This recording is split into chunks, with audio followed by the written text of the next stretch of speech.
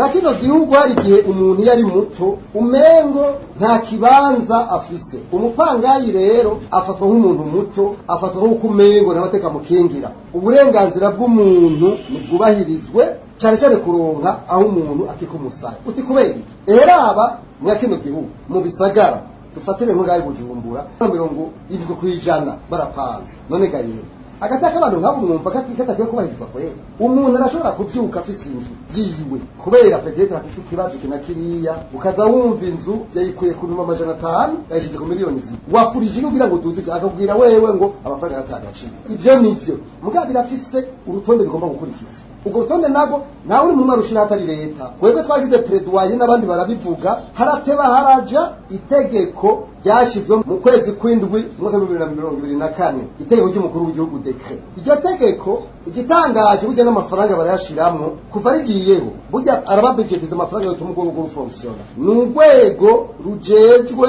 gutunganya neza igisata c'indubako zibiza leta ziba niza ibikorero twabo. Mugabo ikibabaje abantu bashize iryo tegeko bo mu mitwe yabo ni tagisi. Leta rero sikiza kwizirabona mu muntu ikimukuramo gusa.